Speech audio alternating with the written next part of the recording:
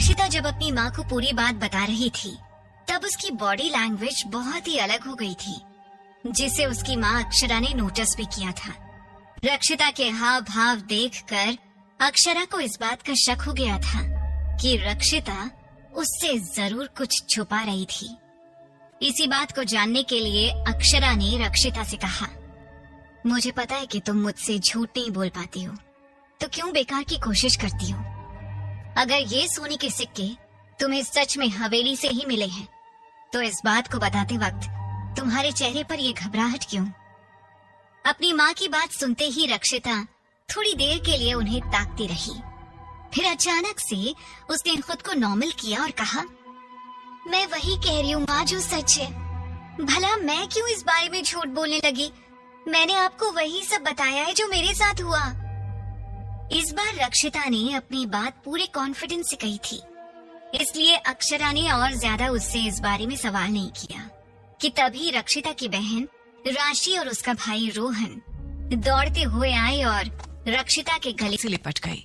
दोनों ने एक साथ कहा, थैंक यू सो मच दीदी, चॉकलेट सच में बहुत टेस्टी थी। अपने भाई बहन की खुशी देखकर रक्षिता को बहुत अच्छा लगा था। आखिर वो ये सब उनके लिए ही तो कर रही थी। रक्षिता ने उन दोनों को प्यार से देखते हुए कहा, तुम दोनों को अगर ये चॉकलेट्स इतने ही अच्छे लगे हैं तो मैं ये रोज तुम्हारे लिए लाऊंगी। बस पढ़ाई में मन लगाना, बाकी सब मुझ पर छोड़ दो। रक्षिता की बात सुनकर राशि और रोहन ने खुशी से उछलते हुए कहा, अगर थोड़ी पढ़ाई करने के बदले हमें रोज चॉकलेट मिलेगी तो हमें इस डील से कोई दिक्कत नहीं। उन दोनों की बात सुनकर अक्षरा और रक्षिता भी बिना हंसे नहीं रह पाए। उसके बाद अक्षरा ने कहा, ठीक है, अब दीदी को आराम करने दो, तुम लोग भी जाकर सो जाओ।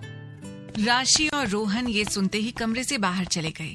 उनके जाते ही रक्षिता ने अक्षरा से कहा, देखा माँ, इनके चेहरे पर कितनी खुशी है। अब देखना, इन पैसों से मैं पापा का लिया सारा कर्जा उतार दूंगी और साथ ही आपका इलाज भी किसी अच्छे डॉक्टर से कराऊंगी। रक्षिता की बातों में एक सुकून था। गरीबी की चादर ओढ़े ओढ़े रक्षिता के कंधों पर जो बोझ था अब वो हल्का हो गया था। अक्षरा भले ही ये सब देखकर इस बात के लिए रिलैक्स थी कि अब उनके घर में पैसों की दिक्कत नहीं होगी, लेकिन कहीं ना कहीं उसके मन में एक डर भी था और साथ ही साथ कई सवाल थे। अक्षरा ने एक गहरी सांस ली और रक्षिता के सर पर हाथ फेरते हुए कहा, रक्षिता बेटा, मैं समझती हूँ कि तुम इन पैसों से सब ठीक कर दोगी, लेकिन कहीं हम किसी बड़ी मुसीबत में तो नहीं फंस जाएंगे ना?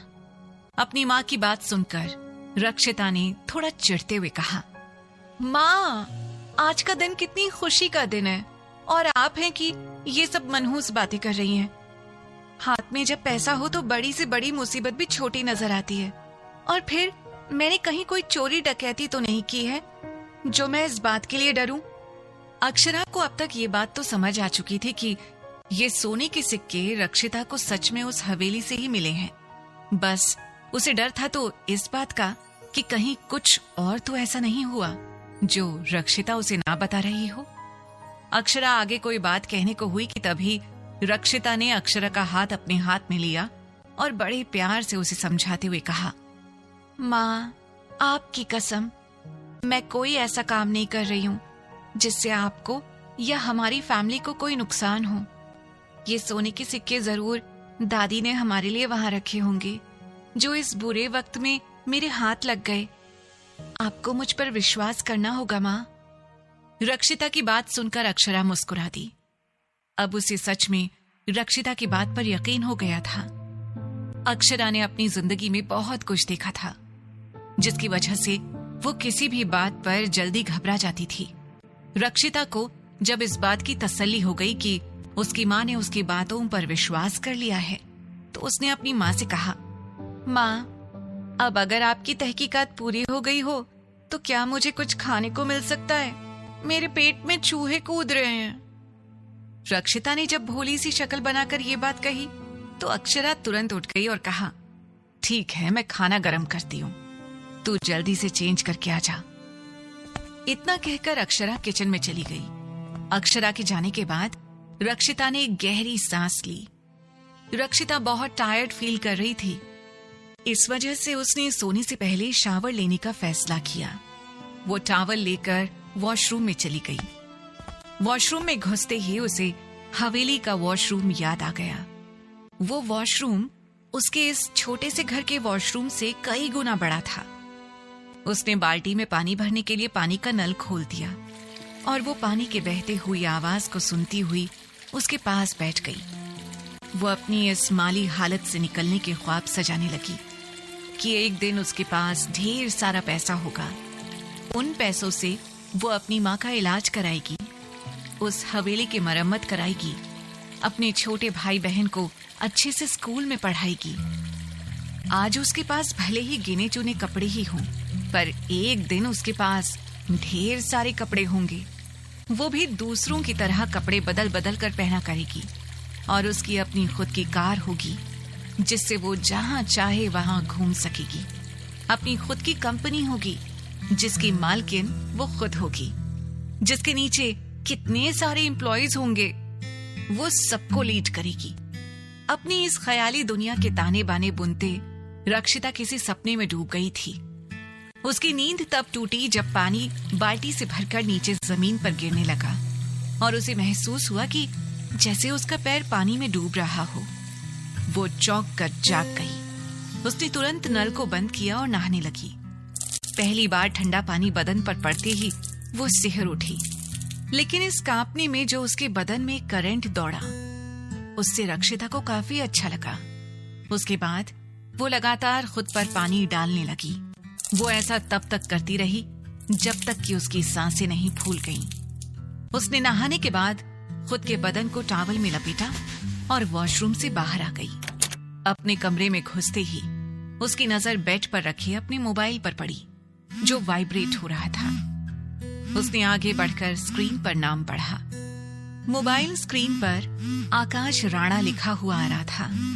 उसने कॉल पिक करते हुए कहा, हाय आकाश। दूसरी तरफ से आकाश ने कहा, hello, how are you, can we talk? Rakshita ने कहा, मैं अच्छी हूँ, ऑब्वियसली हम बात कर सकते हैं। आकाश ने हिचकिचाते हुए कहा, दरअसल आज जब मैं आपसे पहली मर्तबा मिला तो मुझे आप बहुत अच्छी लगी। मतलब आपकी वाइब्स काफी अच्छी लगी। ऐसा लगा मानो जैसे इस कंपनी को पाने के लिए बरसों से भटक रहा हूँ। रक्षिता ने हंसते हुए कहा, थैंक्स, पर आपकी बातों से ऐसा लग रहा है जैसे आप इस धरती पर बहुत सालों से जिंदा हो। वैसे आपको देखकर आपकी उम्र का पता नहीं लगता। आकाश ने बात को संभालते हुए कहा, नहीं, मेरे कहने का मतलब ये था कि ऐसा साथ पाने के लिए मैं काफी सालों से भटक रहा था, पर अब आप मिल गई हैं तो मेरी ये तलाश पूरी हुई। रक्षिता ने मुस्कुराते हुए कहा, ठीक है, मैं समझ गई। वैसे अगर आपकी ये तारीफ भरी बातें पूरी हो चुकी हूं तो क्या मैं ये जान सकती हूँ कि मुझे कॉल करने की वजह क्या है?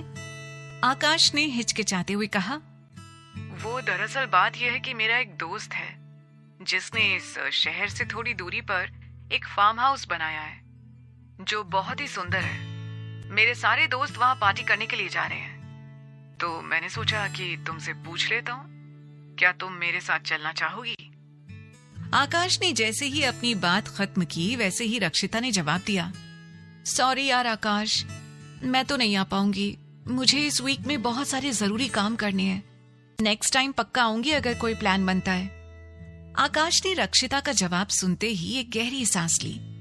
जाहिर सी बात थी कि रक्षिता का इनकार करना उसे बुरा लगा था, लेकिन आकाश ने ये जाहिर नहीं होने दिया और बहुत ही नॉर्मल ढंग से कहा, हाँ, अरे कोई बात नहीं, काम ज्यादा जरूरी है, हम कभी और चले जाएंगे। वैसे भी हमारा मिलना तो होता ही रहेगा।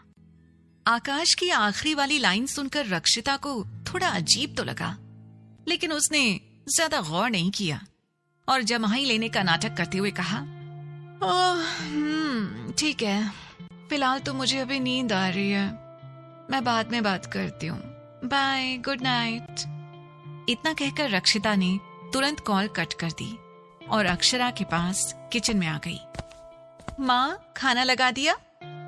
रक्षिता ने किचन में आते ही पूछा, हाँ बेटा, चलो जल्दी से खा लो और आराम करो। रक्षिता और अक्षरा ने बैठकर साथ ही खाना खाया। रक्षिता के चेहरे पर एक तरह की मुस्कान पिछले कई घंटों से उसके चेहरे पर बरकरार थी, जिसकी वजह से उसकी खूबसूरती में और 4 चांद लग रहे थे। जल्दी से खाना खाकर रक्षिता अपने कमरे में आ गई। उसने अपना बिस्तर ठीक किया और सोने के लिए लेट गई। काफी देर तक करवट बदलते जब उसे नींद नहीं आई तो उसने उठकर अपने रूम की लाइट को ऑन कर दिया। उसने उन सोने के सिक्कों की पोटली को उठाया और उन्हें गौर से देखने लगी। इन सिक्कों को गिनते, उनका गुणा भाग करते कि कितने सिक्कों को बेचने पर वो कितनी कीमत पा सकती है। उसे कब झपकी आई और वो सो गई, उसे पता ही नहीं चला। जब रक्षिता गहरी नींद में थी तब वो सपना देखती है कि उसकी फ्रेंड तन्वी उसके घर आई हुई है। वो अपनी फ्रेंड को देखकर बहुत खुश होती है। उसके लिए किचन में चाय बना रही होती है। उसे एक जोर की हवा महसूस होती है। दरवाजे और खिड़कियों के पर्दे जोर जोर से हिलने लगते हैं। वो पीछे मुड़कर देखती है तो किचन में चारों ओर काला धुआं फैल गया है। धुएं के पीछे उसे यक्ष दिखाई पड़ता है। रक्षिता उसे देखकर डर जाती है। वो कहती है, तुम यहाँ क्या कर रहे हो? यक्ष मुस्कुराते हुए कहता है, मैं तुम्हें हवेली में ले चलने के लिए आया हूं।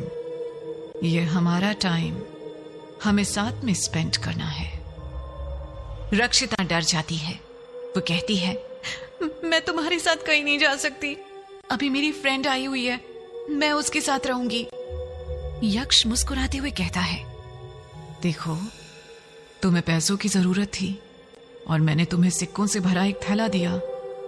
उसके एवज में मैं सिर्फ तुम्हारे साथ वक्त बिताना चाहता हूं। रक्षिता सोच में पड़ गई थी कि आखिर पैसों की तो उसे बहुत जरूरत है, पर क्या इसके बदले उसे खुद को यक्ष के सामने परोसना पड़ेगा?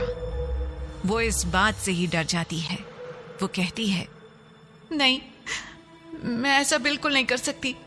मुझे तुम्हारे साथ कहीं नहीं जाना है। यक्ष उसके और करीब आकर कहता है, तुमने जो वादा किया था, अब तुम मुझसे मुकर रही हो।